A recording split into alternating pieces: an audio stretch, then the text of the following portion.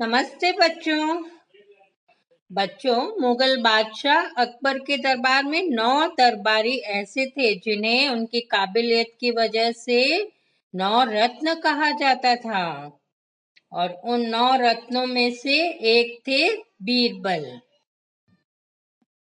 बच्चों, बीरबल बहुत ही हाजिर जवाबी, चतुर और न्यायप्रिय थे।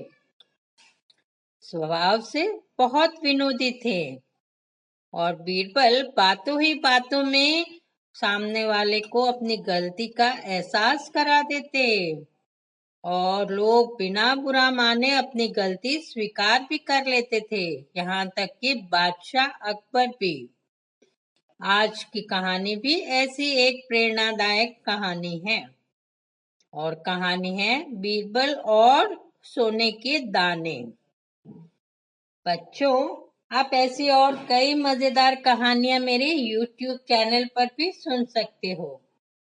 चैनल को सब्सक्राइब करना और हाँ, बेल आइकन पर जरूर क्लिक करना ताकि मेरी हर नई कहानी का नोटिफिकेशन आपको समय समय पर मिलता रहे। कहानी अच्छी लगे तो लाइक बटन पर क्लिक करना और हाँ, शेयर बटन पर क्लिक कर आप वह कहानी अपने दोस्तों को भी सुना सकते हो। तो बच्चों, अब सुनो मजेदार कहानी बीरबल और सोने के दाने। बच्चों, ये उन दिनों की बात है जब दिल्ली पर मुगल बादशाह अकबर का राज्य था और बीरबल उनके खास सलाहकार थे। एक दिन की बात है, बादशाह अकबर अपने दरबार में बैठे थे। तभी एक सौदागर, एक व्यापारी आया। उस व्यापारी के पास एक बहुत ही सुंदर फूलदान था। उस फूलदान पर सोने की बहुत सुंदर मीनाकारी की हुई थी। फूल, बेल, मोर, तोते बने हुए थे। बादशाह अकबर को वह फूलदान बहुत पसंद आ गया और उन्होंने मुंह मांगे दाम देकर उस व्यापारी से फूलदान खरीद लिया। और उन्हें इतना पसंद आया कि उन्होंने उसे अपने कमरे में रखवा दिया। उनका एक सेवक था केशव। उसे बुलाकर कहा, केशव, आज से इस फूलदान की सार संभाल की सफाई की जिम्मेदारी तुम्हारी है। खूब सावधानी से रखना।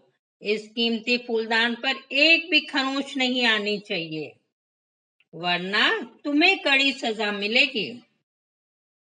जी हुजूर, मैं खूब सावधानी रखूंगा, केशव ने कहा। अब वह सेवक केशव फूलदान की सफाई खूब ध्यान से करता था और उसे बादशाह की हमेशा बात याद रहती थी कि अगर कुछ भी हुआ उस फूलदान को तो उसे कड़ी सजा देंगे। एक दिन की बात है, केशव रोज की तरह फूलदान साफ कर रहा था। फूलदान उसके हाथ में था कि उसे जोर की छींक आई और बच्चों, क्या हुआ? फूलदान उसके हाथ से नीचे गिरकर टूट गया। केशव तो हक्का बक्का रह गया। अरे, ये फूलदान टूट गया। अब तो बादशाह बहुत नाराज होंगे, सजा भी देंगे। क्या करूं, क्या करूं? केशव सोचने लगा। उसने वो फूलदान के टुकड़े एक बोरे में डाले और अपने कमरे में ले आया। उन टुकड़ों को जोड़ने की कोशिश करने लगा, पर बहुत कोशिश करने के बाद भी वह टुकड़ों को जोड़ नहीं पाया। केशव तो सिर पकड़कर वहीं बैठ गया। बादशाह की बात याद कर करके उसको तो पसीने छूट रहे थे। अब क्या होगा, महाराज क्या सजा देंगे, ये सोच ही रहा था कि एक सेवक ने उसे आवाज दी, केशव, केशव। केशव बाहर आया तो उस सेवक ने कहा, केशव चलो, बादशाह तुम्हें बुला रहे हैं। शक पकाते हुए केशव बादशाह अकबर के कमरे में आया। बादशाह ने उससे पूछा, केशव, वह फूलदान कहाँ है जिसकी देख रेख की जिम्मेदारी तुम्हें सौंपी गई थी? कमरे में कहीं नजर नहीं आ रहा है। केशव तो डर से कांपने लगा। उसे कुछ सूझ ही नहीं रहा था कि क्या जवाब दूं, क्या जवाब दूं। और फिर हड़बड़ाकर उसने कहा, महाराज, उसे ठीक से साफ करने के लिए मैं अपने कमरे में ले गया हूँ। अकबर ने कहा, जाओ, उस फूलदान को फौरन ले आओ। उसके बिना कमरा अच्छा नहीं लग रहा है। अब केशव तो फंस गया था। वह फूलदान कहाँ से लेकर आता? फूलदान तो टूट गया था। आखिर में उसने सच बोलने का ही इरादा कर लिया और उसने हाथ जोड़कर कहा, हुजूर, असल में वह फूलदान मुझसे टूट गया है। यह सुनकर बादशाह अकबर का तो पारा 7वें आसमान पर चढ़ गया। बहुत गुस्सा आया। क्या कहा? फूलदान टूट गया? तुमने मुझसे झूठ बोला। मैं फूलदान के टूटने पर शायद तुम्हें सजा न भी देता, पर झूठ बोलना मैं कभी किसी हाल में बर्दाश्त नहीं कर सकता।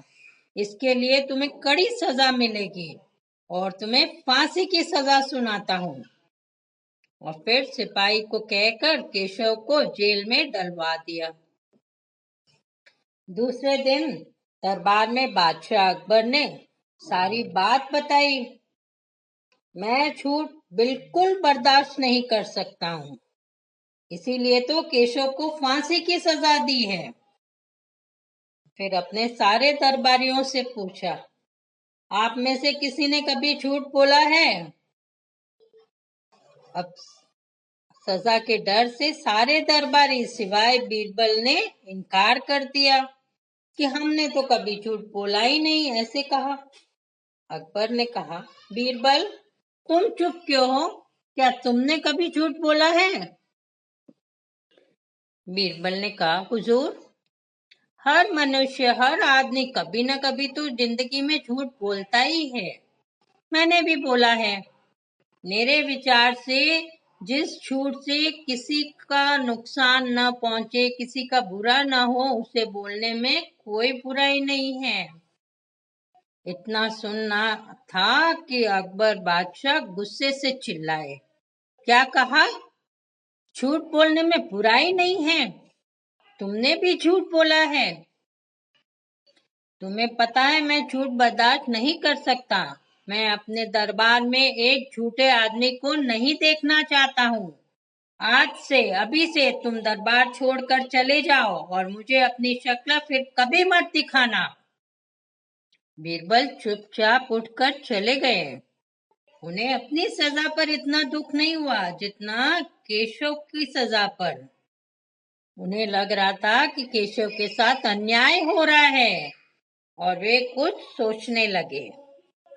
बीरबल बुद्धिमान तो थे ही, जल्दी उन्हें एक तरकीब समझ में आ गई। वे सीधे अपने दोस्त श्रीचंद के यहाँ गए। श्रीचंद एक सुनार था और बीरबल ने कहा, श्रीचंद, मुझे मुट्ठी भर गेहूं के दाने चाहिए, वे भी सोने के बने हुए।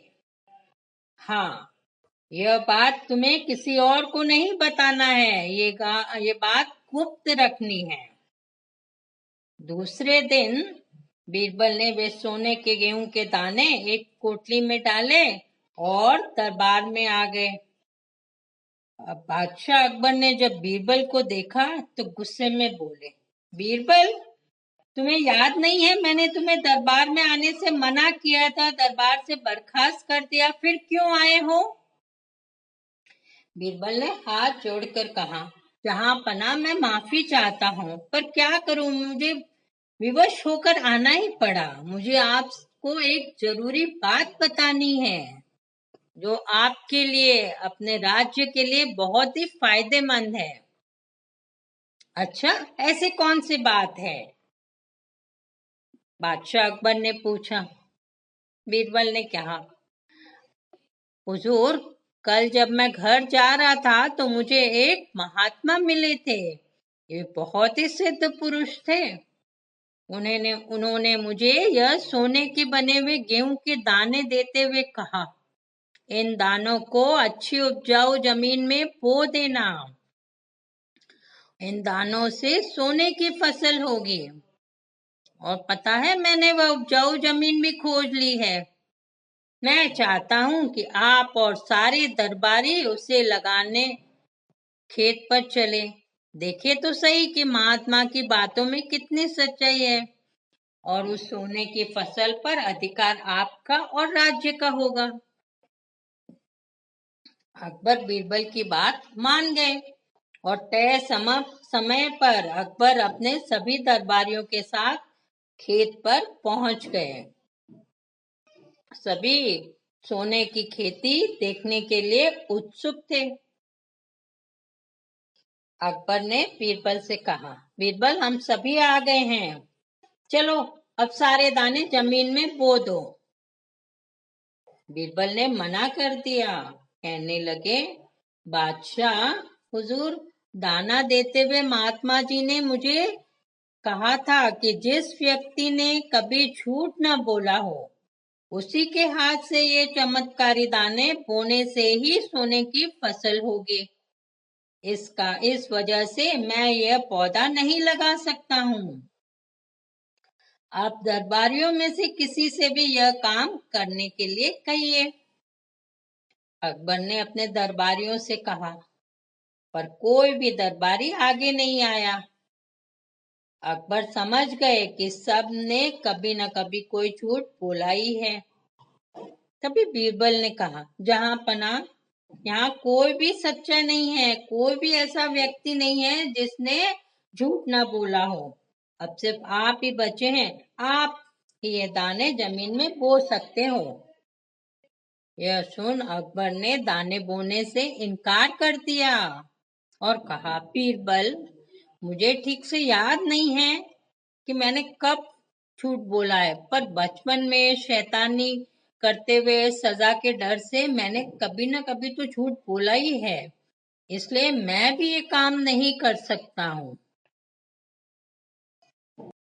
जैसे ही बादशाह अकबर ने ये कहा, बीरबल ने हंसते हुए कहा, जहां पना, मुझे माफ कर दीजिए, मैंने आपसे झूठ कहा था। ये दाने मैंने एक सुनार से बनवाए हैं, न कि मुझे महात्मा ने दिए हैं। देखा आपने, सभी इंसान कभी न कभी जिंदगी में झूठ बोलता ही है। और हाँ, जिस झूठ से किसी का बुरा ना हो, बेईमानी में नहीं बोला गया हो, वह झूठ झूठ नहीं होता है।